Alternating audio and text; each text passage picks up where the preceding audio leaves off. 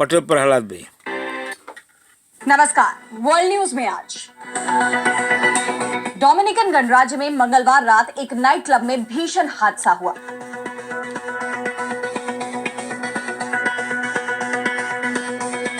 राजधानी Saint Domingo के इस नाइट क्लब की छत अचानक गिर गई, जिसमें कम से कम 79 लोगों की मौत हो गई।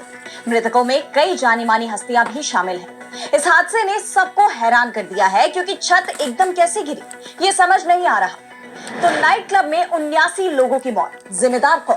इस पर हम करेंगे विस्तार से चर्चा, लेकिन आइए जरा उन खबरों को भी देख लें जिन पर आगे होगी बात। बांग्लादेश की अपदस्थ राष्ट्रपति शेख हसीना ने अवामी लीग के कार्यकर्ताओं और समर्थकों को ऑनलाइन किया संबोधित। बांग्लादेश में अवामी लीग पर प्रतिबंध लगाए जाने की मांग पर जताई आपत्ति। डोनाल्ड ट्रंप प्रशासन ने पाकिस्तान के परमाणु मिसाइल कार्यक्रम के खिलाफ लिया तगड़ा एक्शन। मिसाइल कार्यक्रम में शामिल 7 कंपनियों के खिलाफ की बड़ी कार्रवाई, लगा दिया प्रतिबंध।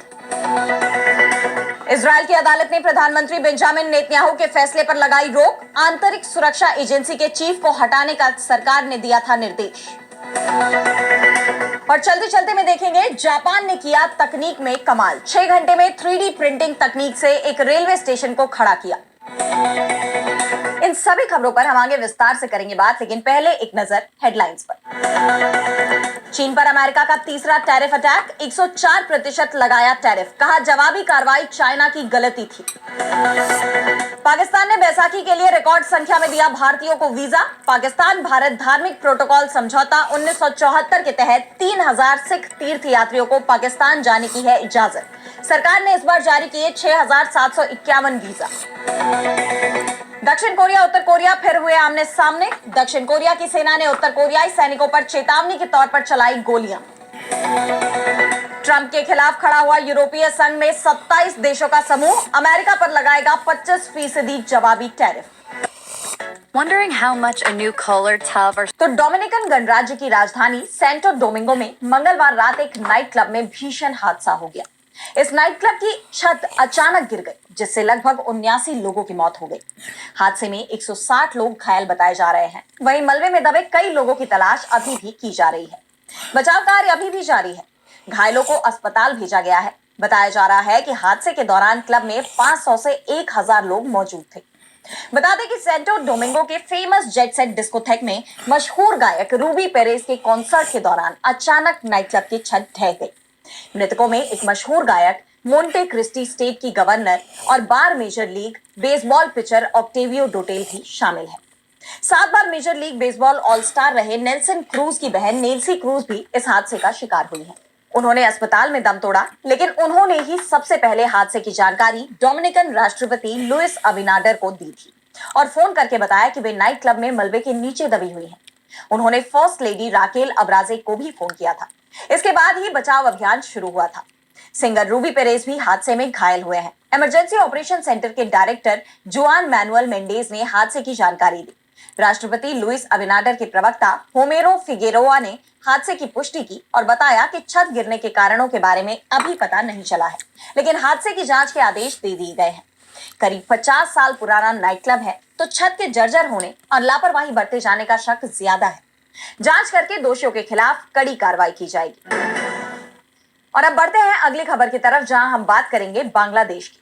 तो बांग्लादेश के सामाजिक और राजनीतिक हालात लंबे वक्त से चिंता का विषय बने हुए हैं। देश दुनिया में इनकी चर्चा हो रही है। कई सवाल मोहम्मद यूनुस के प्रशासन पर उठ रहे हैं, तो कहीं शेख हसीना की बांग्लादेश वापसी को लेकर भी सवाल उठ रहे हैं। और अब एक बार फिर पूर्व पीएम शेख हसीना बांग्लादेश की राजनीति में सक्रिय नजर आ रही हैं।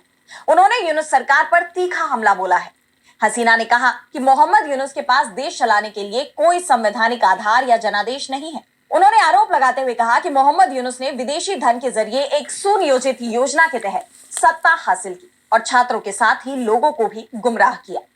यानी एक तरह से हसीना ने बांग्लादेश में तख्ता पलट के पीछे यूनुस के साथ मिलकर विदेशी साजिश की बात कही है।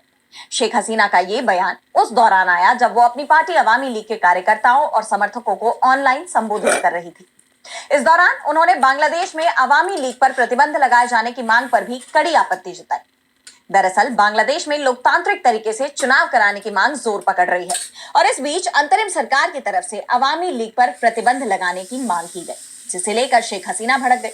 उन्होंने कहा कि अंतरिम सरकार की हिमाकत मुझे हैरान कर देती है। प्रतिबंध की मांग करने वालों के क्या अधिकार है?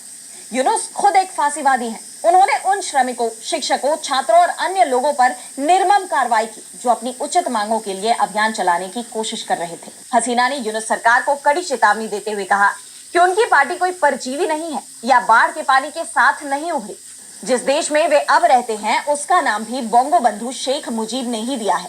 उन्होंने अवामी लीग के संगठनात्मक ढांचे का इस्तेमाल करके बंगाल के लोगों को एकजुट किया था और देश को स्वतंत्र बनाया था। किसी को भी इस तथ्य को नहीं भूलना चाहिए। हसीना ने बांग्लादेश की अंतरिम सरकार के प्रमुख सलाहकार मोहम्मद यूनुस पर निशाना साधते हुए कहा कि उनका असली चेहरा अब दुनिया के लोगों के सामने बेनकाब हो चुका है। वो कितने धोखेबाज, भ्रष्ट और बड़े आतंकवादी हैं। पूर्व पीएम ने कहा कि उन्हें यह नहीं सोचना चाहिए कि मैंने सब कुछ छोड़कर देश छोड़ दिया है। संविधान के मुताबिक जनता के चुने हुए प्रतिनिधि और संसद सदस्यों के चुने हुए उम्मीदवार के रूप में मैं बांग्लादेश की प्रधानमंत्री हूं। उनकी सत्ता की कोई वैधता नहीं है। हसीना के बयानों ने यूनुस सरकार के लिए बड़ी मुश्किलें खड़ी कर दी है। पहले से ही देश में उनके खिलाफ गुस्सा बढ़ता जा रहा है, लोगों में असंतोष है और पूर्व पीएम खालेदा जिया की पार्टी भी उनके खिलाफ मोर्चा खोलने की तैयारी में है। ऐसे में शेख हसीना का यह ऐलान कि मैं देश छोड़कर नहीं गई, मैं ही प्रधानमंत्री हूं, ये अपने आप में काफी बड़ा बयान है। और अब अगली खबर में बात करेंगे पाकिस्तान पर अमेरिका के एक्शन की। तो पाकिस्तान और अमेरिका के बीच पहले जो साझेदारी दिखाई देती थी, अब वो धीरे धीरे खत्म होती नजर आ रही है और अब अमेरिका ने पाकिस्तान के खिलाफ बड़ा एक्शन ले लिया है, जिससे पाकिस्तान के परमाणु मिसाइल कार्यक्रम को बड़ा झटका लग सकता है। अमेरिका ने 1 दर्जन से ज्यादा पाकिस्तानी कंपनियों को अपनी निगरानी सूची में डाल दिया है। इन कंपनियों में ब्रिटलाइट इंजीनियरिंग, इंटेनटेक इंटरनेशनल, इंट्रालिंक इनकॉर्पोरेटेड, प्रोक master, Rahman engineering and services और अन्य का नाम शामिल है। अमेरिका उद्योग एवं सुरक्षा ब्यूरो यानी BIS का कहना है कि ये कंपनियां असुरक्षित परमाणु गतिविधियों में शामिल रही हैं, जो अमेरिका की राष्ट्रीय सुरक्षा और विदेश नीति के लिए बड़ा खतरा माना गया है। अमेरिका की कार्रवाई यहीं खत्म नहीं होती।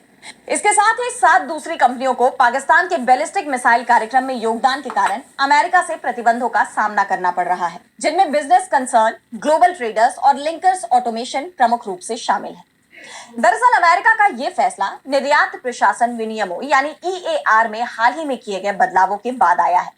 फेडरल रजिस्टर की वेबसाइट पर बताया गया कि इसका असर पाकिस्तान के साथ ही चीन, ईरान, दक्षिण अफ्रीका और UAE की 70 कंपनियों पर भी पड़ेगा। अमेरिका का कहना है कि ये नए प्रतिबंध अमेरिकी प्रौद्योगिकी तक इन कंपनियों की पहुंच को सीमित कर देंगे, जिससे उनसे जुड़े निर्यात, पुनः निर्यात और देश में ट्रांसफर के लिए अतिरिक्त लाइसेंस की जरूरत होगी। पाकिस्तान को अमेरिका के इस फैसले से काफी बड़ा नुकसान उठाना पड़ सकता है। ऐसे में पाकिस्तान भी अमेरिका के फैसले पर भड़क गया है। पाकिस्तान के विदेश मंत्रालय ने अमेरिका के इस कदम को गलत और राजनीति से प्रेरित बताया। विदेश मंत्रालय के प्रवक्ता शफकत अली खान ने इसे पाकिस्तान के सामाजिक और आर्थिक विकास के लिए जरूरी प्रौद्योगिकी तक पहुंचने में बाधा बताया। उन्होंने कहा कि ये एक्शन वैश्विक निर्यात नियंत्रण उद्देश्यों के प्रतिकूल है। और अब अगली खबर में बात करेंगे नेतन्याहू को लगे झटके की। तो इजराइल के प्रधानमंत्री बेंजामिन नेतन्याहू को अदालत से बड़ा झटका लगा है। हाई कोर्ट ऑफ जस्टिस ने आंतरिक सुरक्षा एजेंसी के चीफ रोनेन बार को हटाने के आदेश पर अंतरिम रोक लगा दी है। अदालत ने कहा कि रोनेन अपने पद पर तब तक बने रहेंगे जब तक कि कोर्ट कोई फैसला नहीं सुना देती। कोर्ट का यह आदेश 10 घंटे की लंबी सुनवाई के बाद आया है, जिसमें विपक्षी पार्टियों और अन्य पार्टियों से सरकार के 21 मार्च के शिन बेट को हटाने वाले फैसले को चुनौती दी गई थी। नेतन्याहू सरकार ने विश्वास की कमी का हवाला देकर बार को हटाने का फैसला लिया था। हाई कोर्ट ऑफ जस्टिस ने सरकार को आदेश दिया है कि जब तक अगला फैसला नहीं आता तब तक वो रोनेन बार को हटाने के संबंध में कोई कदम न उठाए।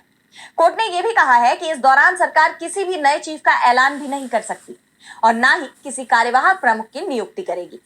इसके अलावा बार की शक्तियों को कम भी नहीं किया जा सकता। कोर्ट ने सरकार और अटॉर्नी जनरल गली बहराम मियारा को यह भी कहा कि अगर वे कोई आपसी समझौता करते हैं तो उसे 20 अप्रैल तक अदालत में पेश करना होगा। प्रधानमंत्री बेंजामिन नेतन्याहू के दफ्तर ने कोर्ट के इस फैसले को हैरान कर देने वाला बताया है। सरकार ने अटॉर्नी जनरल पर आरोप लगाया है कि वो जांच का बहाना बनाकर किसी भी हालत में रोनेन बार को हटाने से रोक रही है। उनका कहना है कि जज कई बार ये कह चुके हैं कि शिन बेट प्रमुख को हटाने का अधिकार सरकार के पास है। नेतन्याहू अब भी नए उम्मीदवारों का इंटरव्यू ले रहे हैं। और अब चलते चलते मैं बात करेंगे दुनिया के पहले 3D रेलवे स्टेशन की। तो जापान ने तकनीकी क्रांति का एक अनोखा नमूना पेश करते हुए सिर्फ 6 घंटे में 3D प्रिंटिंग तकनीक से एक रेलवे स्टेशन खड़ा कर दुनिया को हैरान कर दिया है। वाकायामा प्रांत के अरेदा शहर में बना ये स्टेशन, जिसका नाम हात्सुशिमा स्टेशन है, ये 1948 में बने पुराने लकड़ी के स्टेशन की जगह ले चुका है। वेस्ट जापान रेलवे कंपनी ने इस अभूतपूर्व प्रोजेक्ट के लिए सेरेंडिक्स नाम की कंस्ट्रक्शन कंपनी के साथ हाथ मिलाया। इस छोटे से स्टेशन से रोजाना करीब 530 यात्री सफर करते हैं और ये एक रेल लाइन को सपोर्ट करता है। इस स्टेशन की कहानी किसी जादू से कम नहीं है। इसके हिस्सों को कुमामोतो की एक फैक्ट्री में 3D प्रिंट किया गया, जहां इन्हें कंक्रीट से मजबूत बनाया गया। प्रिंटिंग और तैयारी में 7 दिन लगे। फिर 24 मार्च को यह हिस्से 800 किलोमीटर दूर ट्रकों से स्टेशन स्थल तक पहुंचाए गए। रात 11:57 पर आखिरी ट्रेन के गुजरते ही मजदूरों ने काम शुरू किया। भारी क्रेनों की मदद से पार्ट्स को जोड़ा गया और सुबह 5:45 पर पहली ट्रेन आने से पहले ही नया स्टेशन तैयार था। ये सब पुरानी इमारत से बस कुछ ही फीट की दूरी पर हुआ। पारंपरिक तरीके से ऐसा निर्माण 2 महीने से ज्यादा लेता और लागत भी दोगुनी होती। 3D प्रिंटिंग ने न सिर्फ समय और पैसे बचाए, बल्कि कम श्रमिकों की जरूरत को भी साबित किया। हालांकि टिकट मशीन और कार्ड रीडर जैसे उपकरण जुलाई तक लगेंगे। घटती आबादी और महंगे रखरखाव के दौर में जापान की ये पहल निर्माण के भविष्य की झलक है।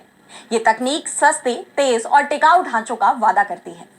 तो आज इस वर्ल्ड बुलेटिन में इतना ही।